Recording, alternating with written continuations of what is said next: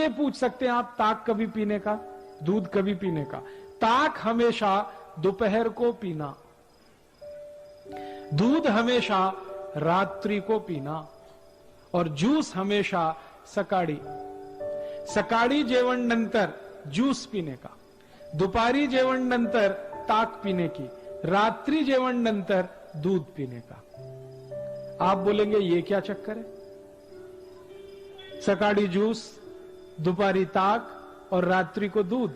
बात ऐसी है, हम जो भी कुछ पीते और खाते हैं, हमारे पेट में उसको हजम करने के लिए, पाचन करने के लिए कुछ रस की जरूरत पड़ती है, जिसको अंग्रेजी भाषा में एंजाइम्स कहते हैं. वो रस हमारे पेट में समय समय पर उत्पन्न होते हैं. ताक को पचाने के लिए, दही को पचाने के लिए जो रस चाहिए वो दोपहर को ही पेट में आता है ज्यादा. दूध को पचाने के लिए जो पाचक रस की जरूरत है वो सूर्यास्त के बाद ही पेट में पैदा होता है ज्यादा.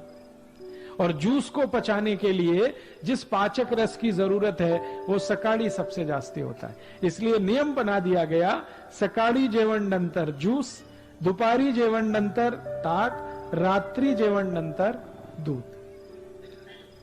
समझ गए? अब आप ये, बहुत सारी आई और ताई यहां जो बैठी है वो ये कहेगी, हम तो हमारे बच्चों को सुबह सुबह दूध पिला के स्कूल भेजते हैं.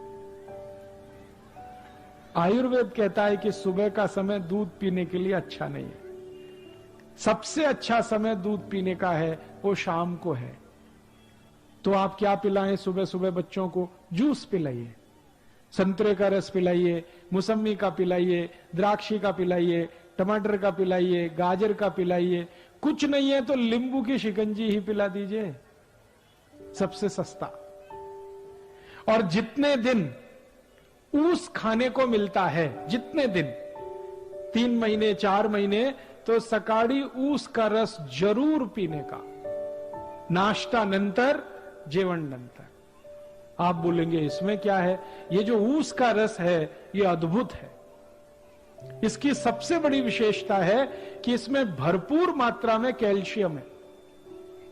और हमारे शरीर की ये जो हड्डियां होती हैं, इनको बनाने के लिए कैल्शियम सबसे जास्ती उपयोग में आता है. और जूस जो है, ऊस का रस, उसमें सबसे जास्ती कैल्शियम. फिर दूसरे नंबर पे सबसे जास्ती फास्फोरस है.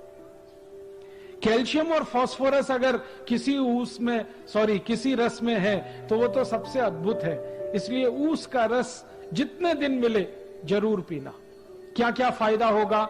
हड्डियां मजबूत होंगी, शरीर में चुस्ती फुर्ती रहेगी, ताकत बहुत ज्यादा आएगी. और मैं आपको 1-2 माहिती देता हूं. जो ऊस का रस पी सकते हैं सुबह सुबह, उनको जिंदगी में कभी भी काविड़ रोग नहीं हो सकता. काविड़ समझते हैं मराठी में? जॉन्डिस.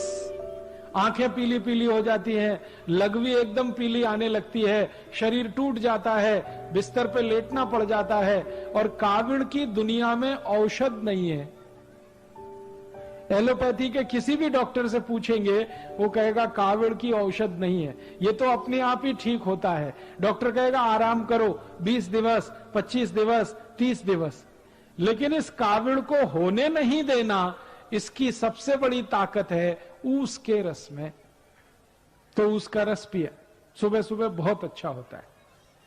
और मैं इसलिए भी कह रहा हूं ऊस का रस पीने को कि सारे के सारे भारतीय नागरिक रोज सकाळी 1 गिलास ऊस का रस पिए, तो भारत के जो शेतकरी ऊस उत्पन्न करते हैं वो सब श्रीमंत और कोटिपति हो जाए.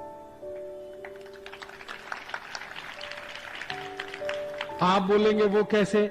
अभी क्या होता है, जो शेतकरी ऊस उत्पन्न करते हैं वो सारा ऊस साकर कारखाने में जाता है. साकर कारखाना चलाने वाला तो कोटिपति और श्रीमंत हो जाता है, शेतकरी वहीं का वहीं रोडपति रह जाता है. मैंने संपूर्ण भारत का 3 बार प्रवास किया है, उत्तर, दक्षिण, पूरब, पश्चिम.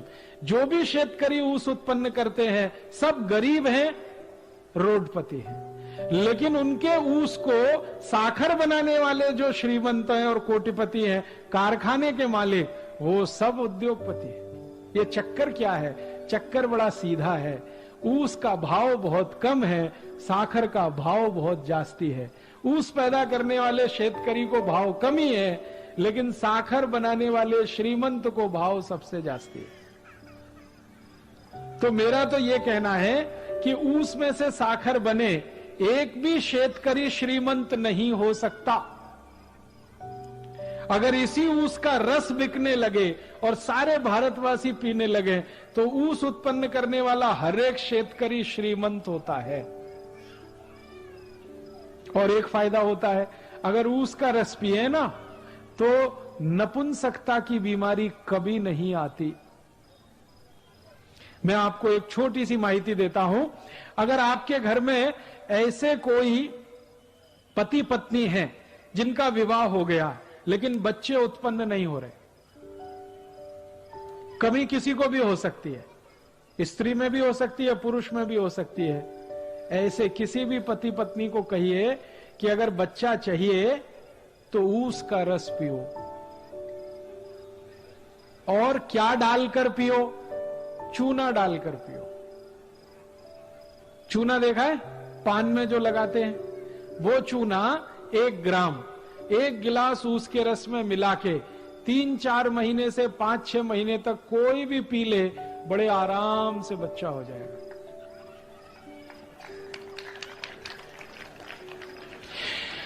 और ऐसी स्थिति में तो सबसे जल्दी बच्चा होगा जब पुरुष के वीर्य में शुक्राणुओं की कमी है और इस कारण से बच्चा नहीं हो रहा है। उनके लिए तो ये अचूक औषध है, ऊस का रस और थोड़ा सा चूना। ये ऊस का रस और चूना दुनिया की सबसे अद्भुत औषध है। आप इसको पी सकते हैं। गुर्गे दुखने का अगर रोग है ना तो भी इसको पी लीजिए, गुर्गा दुखना कम कर देगा। कांधा दुखता है, कमर दुखती है, संधिवात हो गया है, ऊस के रस में चूना मिला के पीजिए, बहुत अद्भुत परिणाम। बार बार काविड़ होता है, ऊस के रस में चूना मिला के पीजिए, और अच्छे परिणाम। नपुंसकता है, शारीरिक कमजोरी है, उसमें भी ये काम करता है। तो मेरा कहना है आयुर्वेद का नियम, सकाळी जेवण नंतर जूस पीने का, तो ऊस का रस सबसे अच्छा। दूसरे नंबर पर संतरे का रस, मौसमी का रस, द्राक्षी का रस, टमाटर का रस, गाजर का रस। और ये जितने भी रस आप पिएंगे सबका पैसा शेतकरी समाज को ही मिलेगा। और शेतकरी समाज को पैसा मिलेगा, शेतकरी समाज श्रीमंत होगा। मेरी आपको एक छोटी सी विनंती है, कुछ और रस आते हैं हमारे देश में बोतल में बंद, वो कभी नहीं पीना, वो सब खतरनाक है।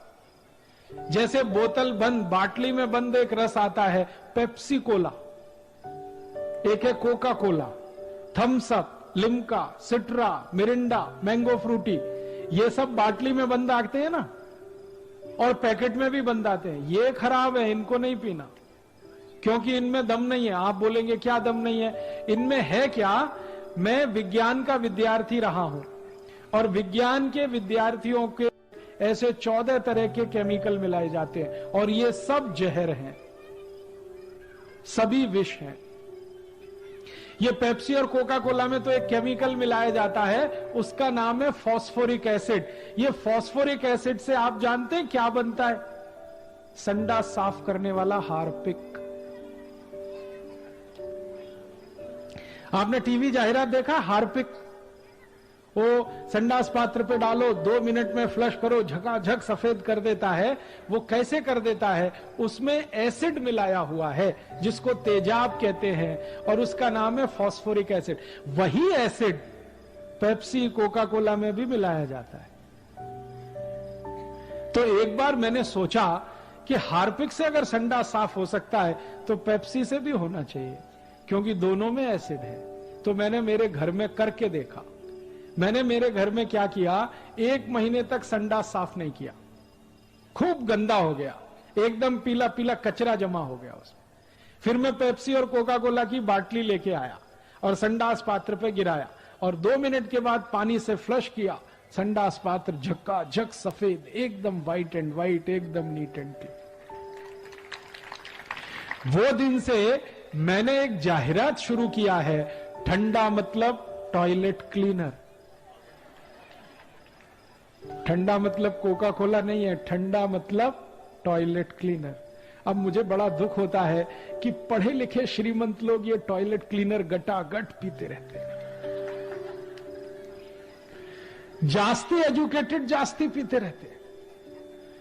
Engineer, doctor, chartered accountant, manager, professor सब संडा साफ करने वाला पानी पी रहे।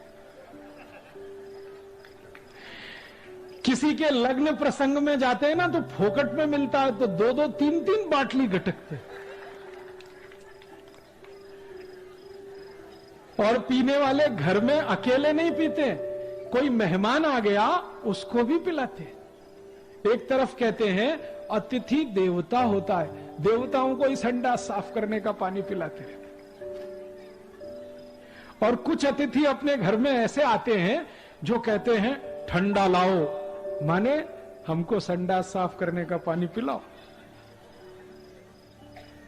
मेरी आपको हाथ जोड़कर विनती है, ये Pepsi, Coke, Thums Up, Limca, Citra नहीं पीना, क्योंकि इसमें एसिड है। वो एसिड पेट को जलाता है, एसिडिटी पैदा करता है। और सबसे तकलीफ की बात पता है क्या है? कि आप बाटली खरीदते हैं वो 10-12 रुपए की आती है, कारखाने में सिर्फ 70 पैसे की बनती है, वो 12 रुपए में आप खरीदते हैं। और ये पेप्सी, कोका कोला की बाटली विदेशी कंपनी की है, अमेरिका की कंपनी की है, वो भारत की नहीं है। तो आप अगर 12 रुपए की बाटली खरीदें, 70 पैसा खर्चा होता है, 11 रुपए 30 पैसे मुनाफा होता है परदेशी कंपनी को।